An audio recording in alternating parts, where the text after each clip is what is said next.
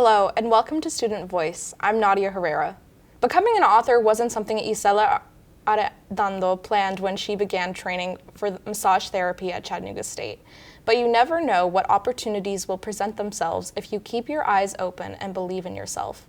Now, Isela has written 3 books and has more on the way. We have Isela with us today. Welcome. Thank you. It's a real pleasure to be here. So tell me about these 3 books that you've written. What are they about?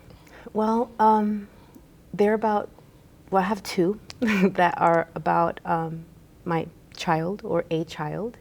And it is just an amazing way to express that which I wanted to communicate with her. If I wasn't able to communicate with her, I really believe that if we can paraphrase or if we can leave one thing behind, like what would it be? You know, what would be my legacy? And so for me, it would be that of love and appreciation. So how can I, impart this to my kid? And to be honest, I started writing these books just to share my thoughts with her. And the fact that I have the opportunity now to share them with other children and other parents is surreal, to be honest. That's wonderful. I heard that there was a grant involved. Where did it come from, and how is it helping you with your writing? Well, it came from Arts Build.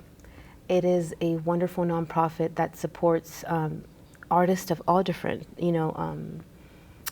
all different types of arts. But this time it happened to support literature. Congratulations on the grant. That's a huge deal. Yeah, it was amazing. It was a $10,000 grant. So I'm really thrilled to be able to utilize it, to be able to share this in the different languages. So I'm writing this book in Spanish, of course, because it was for the Latino the Latino artists of Hamilton County. And then I'm doing it in English, and I'm doing it in the audio form as well for both formats. I was involved in the deaf community for about 5 years, and I love the culture.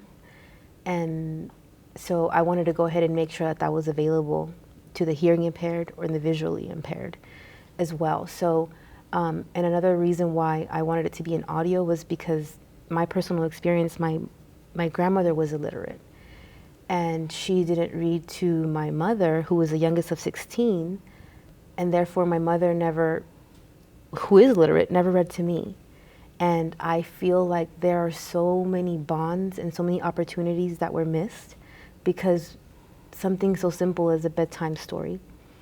So I wanted to make sure that there was a dignified way to allow these parents or grandparents that were illiterate to still share that time with their loved ones despite their challenge.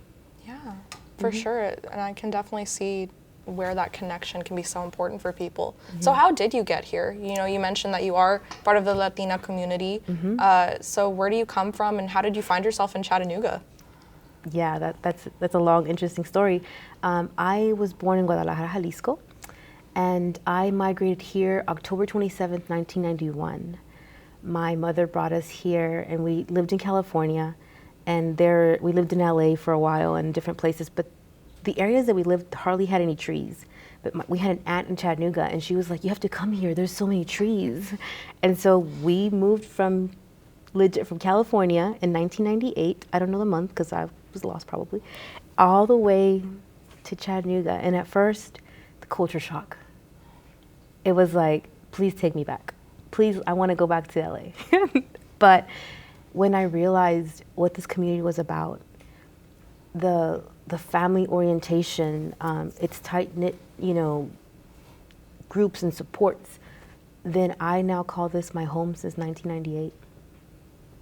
That's a wonderful home to have. Chattanooga really is so beautiful. It is. And I understand that you actually were a student here at Chat State, and you majored in massage therapy. How are you going to use that to further your mission of bettering the community?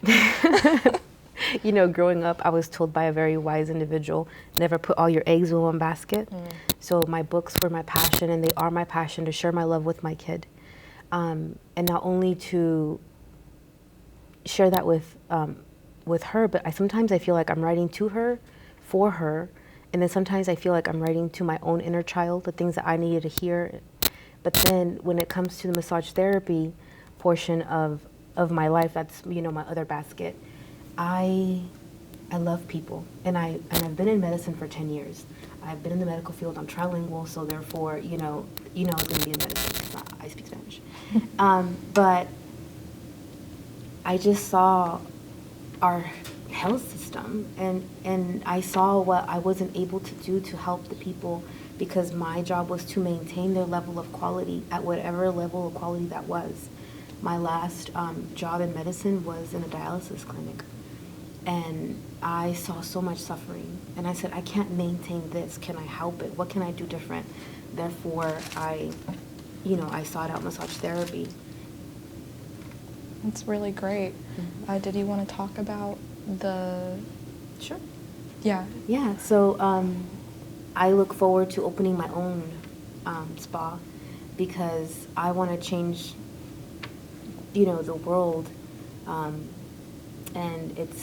people that, that have been affected. One of my major goals is to partner up with those victims that have been abused or have been raped, and I would love for me to go ahead and be able to help them heal from their aversion to touch, and help them bring peace to that part of them.